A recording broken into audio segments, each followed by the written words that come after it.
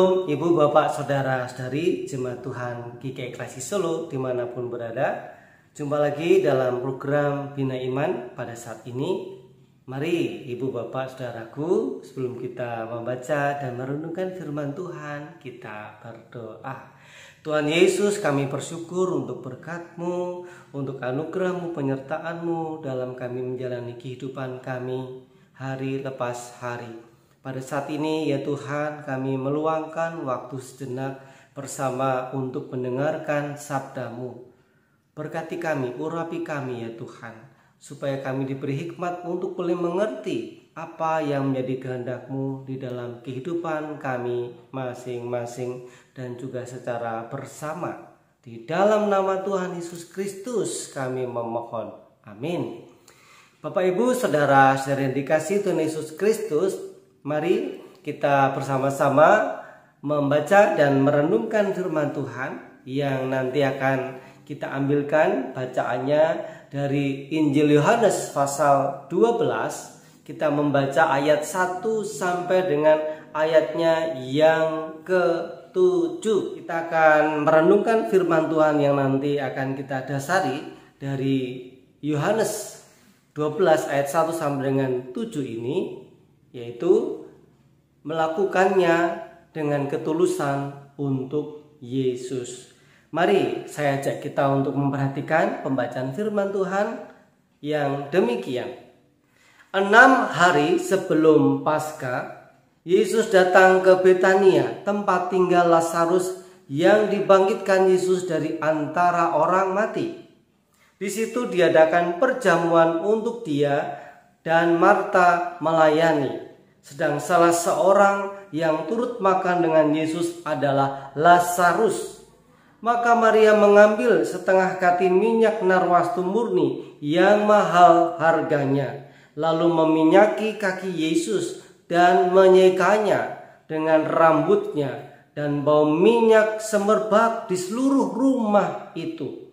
Tetapi Yudas Iskariot, seorang dari murid-murid Yesus yang akan segera menyerahkan dia, berkata, "Mengapa minyak narwastu ini tidak dijual 300 dinar dan uangnya diberikan kepada orang-orang miskin?" Hal itu dikatakannya bukan karena ia memperhatikan nasib orang-orang miskin, melainkan karena ia adalah seorang pencuri. Ia sering mengambil uang yang disimpan dalam kas yang dipegangnya. Maka kata Yesus, "Biarkanlah dia melakukan hal ini, mengingat hari penguburanku." Demikian sabda Tuhan. Berbahagia kita mendengar dan yang memelihara firman Tuhan dalam hidup kita hari lepas hari. Firman Tuhan yang barusan kita baca tadi mengingatkan kita, mengajak kita dalam melakukan segala sesuatunya, terlebih untuk Tuhan kita Yesus Kristus, harus dengan ketulusan. Kalau kita melakukan untuk manusia, untuk sesama kita saja, juga diajarkan dengan ketulusan, dengan kesungguhan, tidak dengan pura-pura. Lebih lagi ketika kita melakukan segala sesuatu untuk Yesus, untuk Tuhan kita, kita belajar dari dua tokoh. Mana yang harus kita ikuti? Tentu kita tahu, bukan Yudas Iskariot yang nampaknya tulus, yang nampaknya baik, namun dibalik apa yang dilakukannya itu adalah kelicikan, adalah kejahatan yang tidak pantas untuk kita tiru. Tetapi apa yang kita lakukan seperti Maria yang rela berkorban untuk kemuliaan, untuk mempersiapkan segala sesuatunya untuk mengasihi Tuhan Yesus Kristus. Bagaimana Maria membeli minyak narwastu yang sangat mahal harganya itu.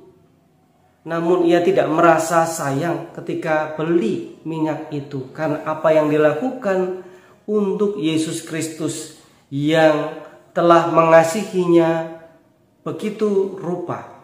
Ia merasa tidak mampu membalas kebaikan Tuhan.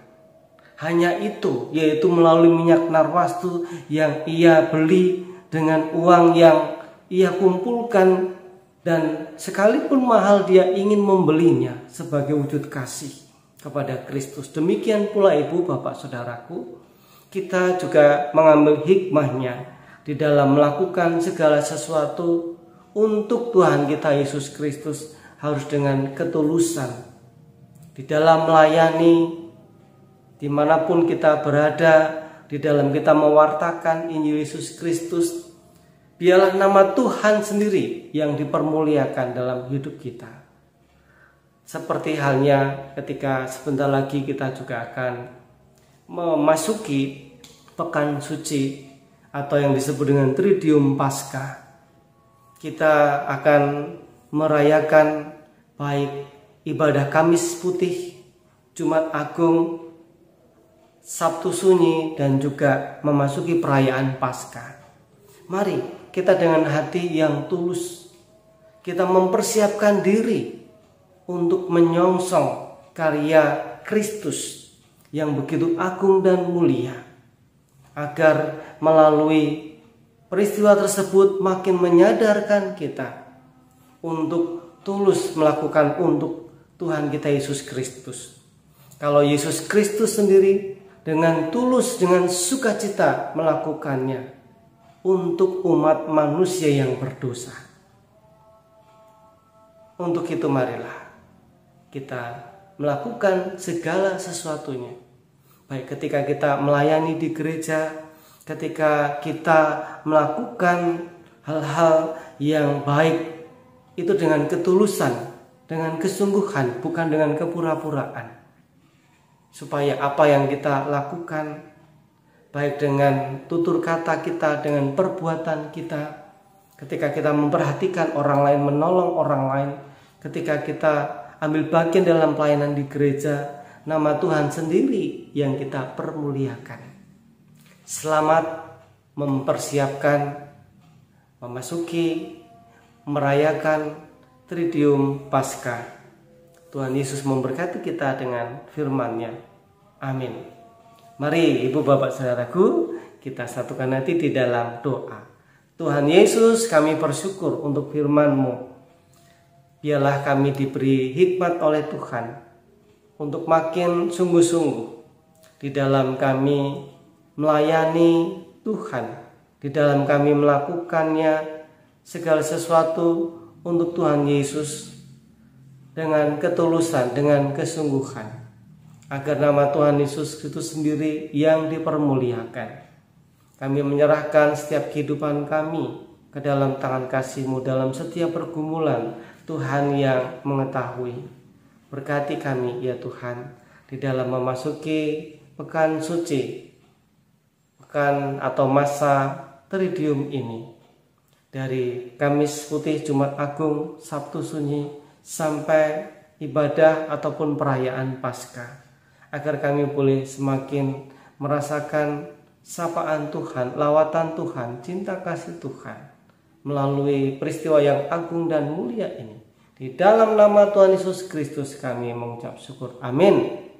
Demikian Bapak Ibu Saudaraku, jemaat Tuhan GKI Klasi Solo dan simpatisan dimanapun berada, Bina Iman telah usai.